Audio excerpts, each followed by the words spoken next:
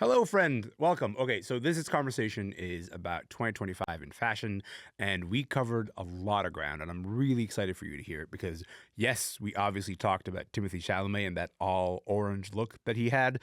Spoiler alert: some people did not love that look. Me, I loved that look. I'm not gonna lie to you. But also, we talked about the Sydney Sweeney ad, and also, what I really loved about this conversation is by the time we ended the conversation, we were talking about some of the trends we're anticipating for the next year. And the one that surprised me is there was like a general consensus and agreement that actually 2026 might be the year of being a little less online, a little more offline when it comes to fashion, just kind of like trusting your own fashion sense. That sounds like a promising world to live in. I'm excited about that. I hope that you get a lot out of this conversation. Here we go. Danya Issawi is here. Mosha Lundström Halbert is here. And Tashira Halyard is here. Hello, everybody. Nice to have you here. How's it going? Thank you. Hello. Hi. I'm delighted to be ending the year with all of you. This is going to be the best time. Okay, before we get into like the specifics, I just want to get sort of general reactions from you. Moshe, I'm going to start with you on this. What was like the most iconic fashion moment in 2025? A look that you're like, you know what? I'm still thinking about this. It can be anything other than 2025 for you. Well, we're in a real attention economy. So oftentimes the thing that comes to mind is the last thing that really grabbed it, right? Mm. So for me, that would have to be the, for better or worse, the Timothy Chalamet and Kylie Jenner Chrome Hearts moment that I think is so distinctly time-stamped 2025.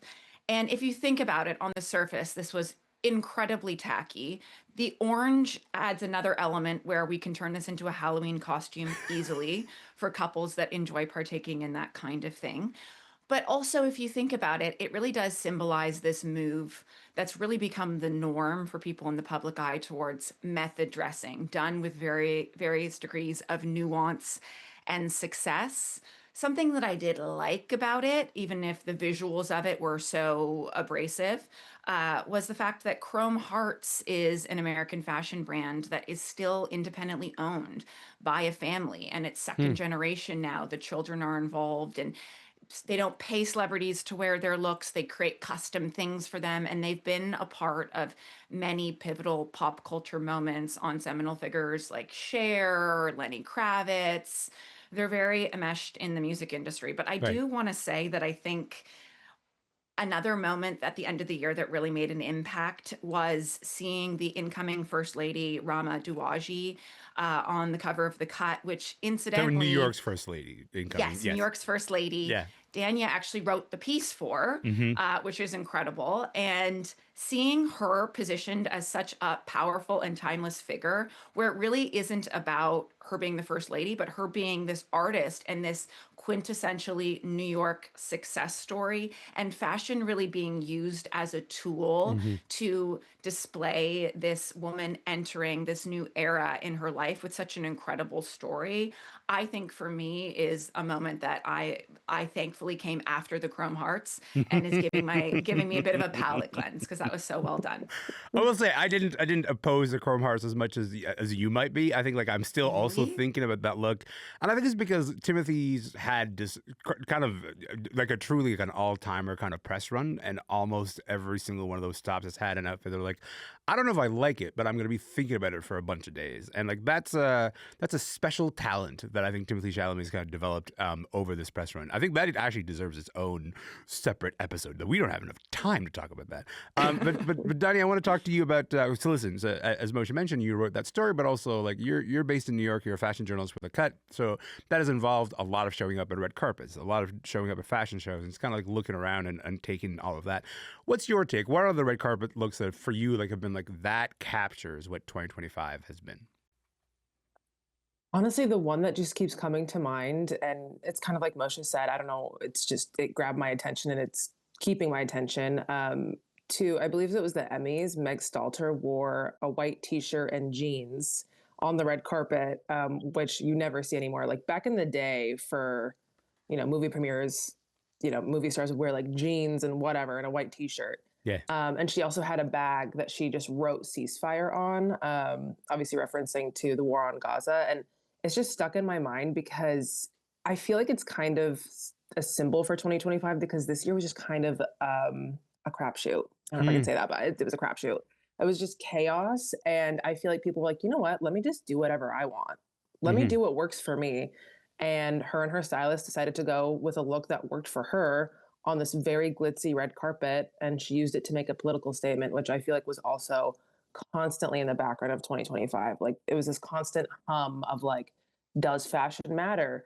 Should we make fashion matter? There's all of this chaos and suffering going on in the world. And like, how can we either bridge the gap between fashion and that? And should we even be doing that? Like, is it disrespectful to do that? And I think some people came through this year and found a way to do it tastefully or at least authentically. Tashira, about you, like if you had to sort of like take a moment from 2025 and archive it and say that's the thing that represents what this year was, what would it be? First, I want to say that Michelle Obama and Rama are the only first ladies that will ever matter to me. So check to you both. Michelle Obama is definitely in her fashion bag this year, so we're grateful for that. So true. But I would have to say probably the Met Gala and the theme being Black dandyism. Seeing Shabuzi, that's the look that kind of stands out to me the most right now. And the grills, a moment where marginalized culture got center stage and the respect that it so desperately deserved. And so I really appreciated that. Yeah, I mean, 100%. I also, it was a surprise to see, but also a delight to see. And also, like, someone like Shabuzi, who just coming off a gigantic year, sort of taking that moment where, like, I don't think Shabuzi would have been invited to the Met Gala the previous year. Then suddenly he's like, you know what? The South got something to say, as you were saying there, Tashira. Mosha, let me ask you about a couple of things that you've talked about this year. One, you've talked about how we have these new creative directors, and that seems like, you know, it's a season of change in one sense. Then the other sense is there's a new generation of supermodels. What are the changes that you're most excited to see right now in fashion? Yes, thank God. Finally, I feel like we have this new league. I'm referring to them as a league because fashion is my sport of supermodels that have this almost Marvel superhero-esque origin story, right? They haven't just been born via reality star or another supermodel and just placed on the runway like that was just their destiny. There's really been some element of fate and a narrative arc involved in their rise. And I have to say, like, the model of the year is Canada's own Awar Adihang, who came to Canada at the age of 2 to Moose Jaw from Ethiopia, where she was born. She's South Sudanese, born in a refugee camp, and then went on to close the Chanel show in a moment that will go down in fashion history because she fully embodied that moment so beautifully. And then you also have a model like Bhavita Mandava, who was a student at NYU from India, pursuing her education at the highest level and was discovered on the subway and then went on to open the recent Chanel show that took place in the subway. And they dressed her in a way that mimicked how she was first scouted. And you have a model like Alex Consani, who's the first trans model to be on the cover of American Vogue. Anouk Yai, who was the British Fashion Council's Model of the Year and really is that supermodel of our time. Paloma Lesser, who's a curve model. Like, I can't remember the last time there were so many models to be excited about, and they weren't just being treated like clothes hangers or just the same regurgitated Nepo babies, but we're actually getting people for whom this opportunity actually means something. They're able to do something with it, to completely change their future and the future of their family through their work in the fashion industry. And that's something that I absolutely love to see, because for me as a journalist, I don't just want to see the clothes. I don't just care about the designers. It's all of those elements, all of those people that are involved in the process, and having a model who really comes to the moment with a certain gravitas and where it really does carry a weight and it means something to them.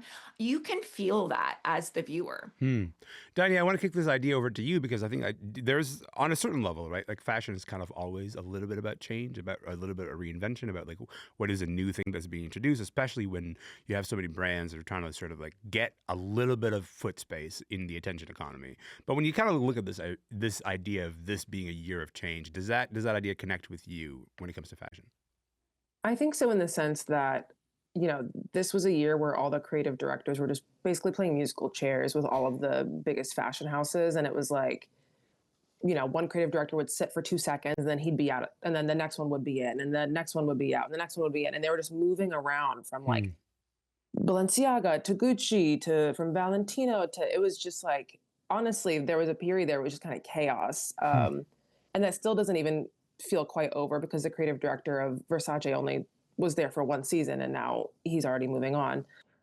So in that sense, I do feel like it was about change, but those kinds of things don't really affect like normal people's day to day. Like that is what people in the fashion industry and like very important clients like look at. So I think for regular people like me, I should say, there's like been this shift in the industry of just like, okay, what are we actually doing here? What are we actually wearing? Because I think people are fatigued from micro trends. They're fatigued from being constantly sold to. And I think the change that I've seen has been more so, I guess, anecdotal among like my friends and people online, just kind of redefining what their fashion sense means to them because they're tired of being sold to and tired of being told to repackage themselves into these micro trends. And I think I'm hoping, maybe I'm just projecting, people are kind of like looking within and redetermining what they want to wear versus what they're being sold to wear, being convinced to wear. I mean, the thing that you're talking about, like, that's a positive change. I hear that and sort of say, like, that's an invitation for people to sort of develop a little bit more of a personal relationship with fashion as opposed to, like, this idea of, like, a top-down, hey, this is the thing that you should be paying attention to. My name is Elamin Abdelmahmoud, and this is Commotion. Danya Issawi is here, and Mosha Lundström Halbert is here, and Tashira Halyard is here. And we're taking stock of the changes and the big moments that we saw in the fashion world in this last year. Tashira, at the top of the show, I mentioned Sydney Sweeney, and I'm going to just quickly remind people of what happened this past summer. If you said that you want to buy the jeans, I'm not going to stop you. But just so we're clear, this is not me telling you to buy American Eagle jeans. Sydney Sweeney has great jeans. You see what I did there, right? Sydney Sweeney has great jeans. You see what I did there, right? Tashira, we covered the story earlier this year on Commotion, but are fashion brands a little less afraid of culture wars? Or actually, are they deliberately trying to sort of say, where's the controversy? Let's just steer directly into it. Let me just say that whole advertisement just seemed to me to be so lazy and nauseating as a result. It's not even very creative. It plays upon obviously very white supremacist tropes. And I don't know if fashion brands are courting controversy, but they're definitely not afraid of it. And I think that reflects the current social political climate, especially here in America, that is taking root around the world. I mean, obviously, there were very obvious examples at the beginning of the year with Target and their rollback of DEI. And I think Target has taken a lot of heat for it, but it wasn't just them. I mean, I read a Forbes article getting ready for today's interview and saw that it has been company after company, month by month, that took the stand to either completely change and eviscerate their diversity, equity, and inclusion measures or to try to reframe it and rebrand it as something that would be more palatable for the administration. And as my former law professor would say, brands were just folding like cheap suits. I mean, before there was even any blowback, they very quickly changed their tune. And I think one of the most obvious examples, aside from Target for our conversation today, was also Victoria's Secret. I mean, what we saw around body inclusivity and the work they were doing around their hiring practices quickly changed during the first quarter of this year. So are they courting controversy? Maybe, but they definitely are not running from it. I mean, in a capitalist society, the relationship between the economic system and corporations and the administration cannot be downplayed. I am used to brands being terrified of the culture wars, Danya, but like it feels like maybe they're a little bit less so. What's your sense of this?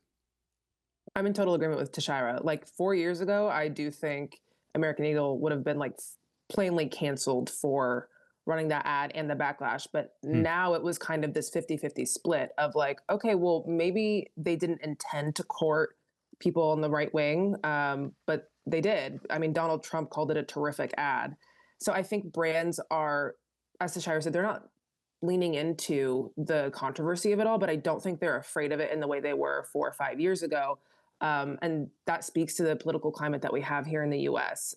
I think there's a people are more easily able to misconstrue the truth. They're able to take things that they hear and they see and repackage them in a way that means something to them, means something good to them. And it's interesting that it's trickled into fashion, into something as simple as jeans. But I mean, at the end of the day, I wrote about this earlier this year. Jeans are at the core of the American dream, of what it means to be American. And I feel like that ad specifically highlighted that and showed how far people are willing to go to make something that makes them uncomfortable actually make them feel okay. I was going to say that what I enjoyed is, as you said, that Donald Trump called it a great ad. I had the benefit of seeing your faces, including the reaction on Mosha's face. And so, Mosha, let me ask you maybe a similar question here. What do you think? Are fashion brands more intentional now about not being afraid of aligning themselves with an ideological or even maybe overtly political position? Yes, I mean, I'd love to get into that. I'd also like to say that I went into American Eagle just to do some research and tried on some of those jeans, and they're not good jeans. And they're really unflattering. And, you know, you can't see me right now. I'm a white woman, blonde, you know, similar genetic probably makeup to Sydney Sweeney, and I didn't feel comfortable in those jeans. And I do think what Danya's saying too about the parallels between our society being reflected in the denim market is something I hadn't fully thought about, but that just created a bit of a light bulb moment for me too, because I think we're in a really dark moment when it comes to jeans. And I think that people are trying to figure out who they are through and how they want to present in the world, and are struggling to do so. And I think that's really reflected in the advertising that we're seeing. But to counter that as well, if you look at right around the same time that ad came out, we also saw this year the Cat's Eye ad come out by Gap. My milkshake brings all the boys to the yard, and their life is better than yours. Damn right, it's better than yours. I could teach you, but I have to charge. Yeah. Cat's Eye is a group that is made up of an extremely international group of women who are all very talented at singing and dancing. And that ad really captured some of the nostalgia of what people were missing from marketing and denim, which is jeans that make them feel good and make them feel something. And I think overall, 2025 was a real reckoning for the fashion industry that I think is going to spill over into the next year, because there was a number of elements that I saw my audience on News Fast responding to that really didn't make them feel good. Some examples of that would be, we're currently in a cost of living crisis, right? I'm coming to you live from the United Kingdom right now, and they have a cute but very ironic name for it called Causey Lives, the Causey Lives crisis.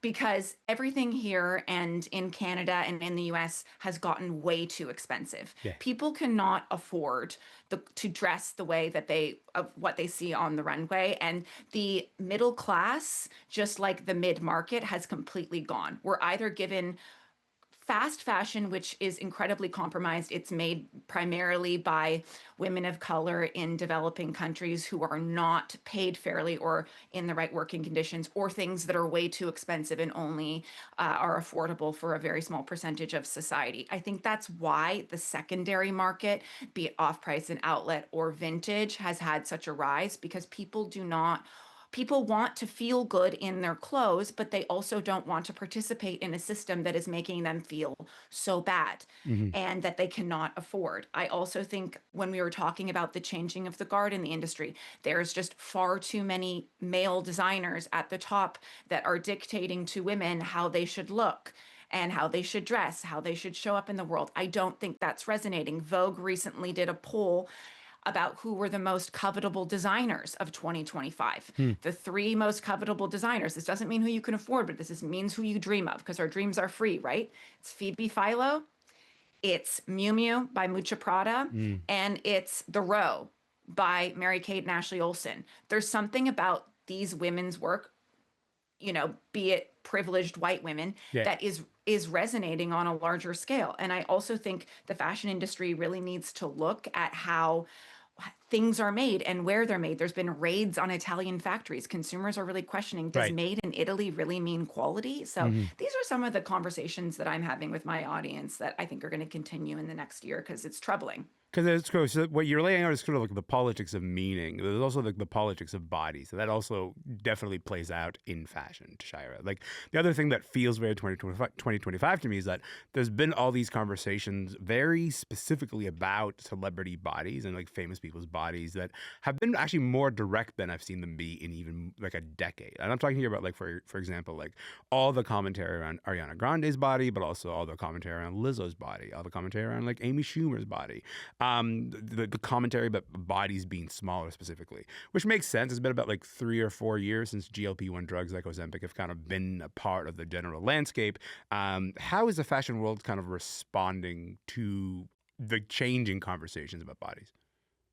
I don't have any research or data to back this up, but anecdotally, I think that folks are celebrating, honestly, because brands don't have to do the same level of work to pretend to be inclusive. I think post 2020 and the reckoning that happened in this country, in America, we saw a lot of the DEI work rise, a lot of the conversations around body positivity emerge. And as someone who is an attorney and public policy expert and a DEI trainer at one point, before that was a bad word, I definitely saw a lot of these conversations happening on a micro all the way to a macro level. But what I would often say to the folks who are trained in large organizations in this country is that having the lexicon is just part of the problem.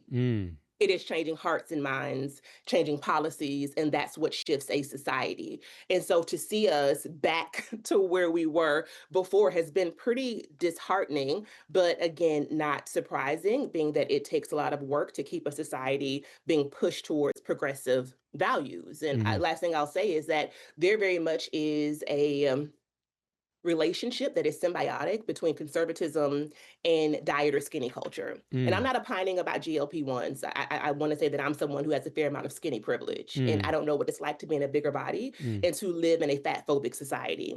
But what I can say is when we talk about certain celebrities who maybe don't have metabolic disorders, who maybe have issues around body dysmorphia or disordered eating, that's things like that, unfortunately, are not being condemned as they should. And instead, they are being incentivized through the pervasive advertisement of some of these weight loss drugs. I'm 43 years old, and I cannot open any application, especially TikTok, without seeing a GLP-1 advertisement. That is problematic, again, as someone who is in a thinner body. And so the message is clear. I mean, we had the president say on Air Force One, "Quiet piggy," to a woman journalist. Quiet piggy. He literally called a woman a pig.